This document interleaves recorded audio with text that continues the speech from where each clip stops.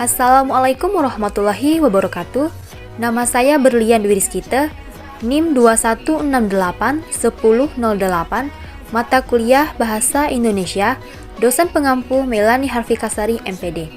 Baiklah, pada video ini saya akan memenuhi tugas ujian tengah semester Bahasa Indonesia, yaitu tugas menjelaskan mengenai teks genre makro dan teks genre mikro. Yang pertama adalah teks genre makro. Di sini saya membuat sebuah teks yang berjenis genre makro, yaitu artikel liburan ke danau dendam tak sudah. Paragraf pertama merupakan teks yang berjenis narasi. Paragraf kedua adalah teks deskripsi. Paragraf ketiga adalah teks yang berjenis eksposisi. Paragraf keempat adalah teks yang berjenis argumentasi. Paragraf kelima adalah teks yang berjenis persuasif. Selanjutnya adalah teks genre mikro. Di sini saya membuat sebuah teks, yaitu teks narasi yang berjudul artikel liburan ke danau dendam tak sudah. Seperti teks yang sebelumnya, yaitu hanya satu paragraf saja tapi berjenis teks narasi.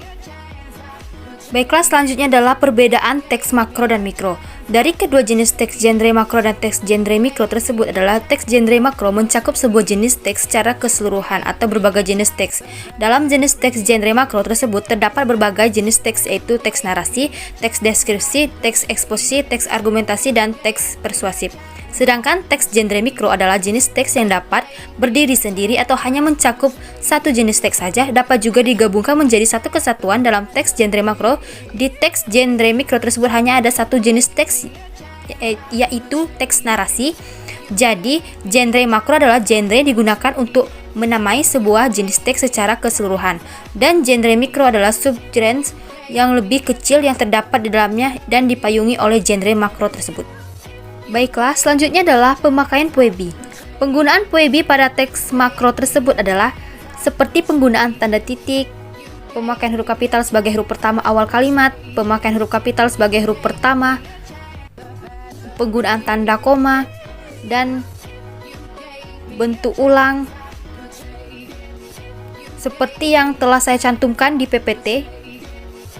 Bisa kita lihat contohnya di PPT tersebut. Selanjutnya adalah penggunaan puebi pada teks mikro.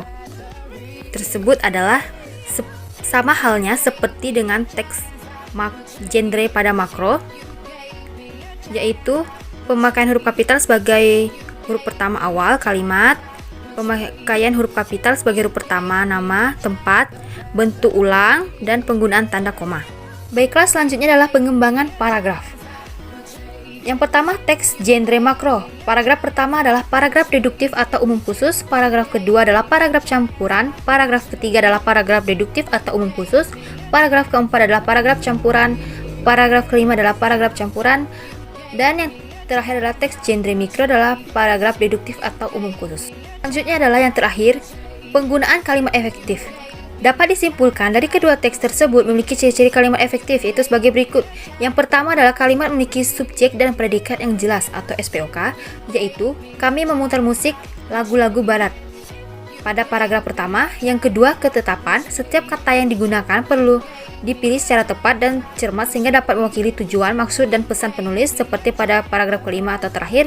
Yang ketiga adalah kebenaran. Struktur kalimat efektif mengandung kebenaran struktur bahasa Indonesia, artinya unsur-unsur yang digunakan dalam kalimat tidak memakai unsur-unsur asing atau daerah. Baiklah, itulah yang dapat saya sampaikan. Terima kasih. Wassalamualaikum warahmatullahi wabarakatuh.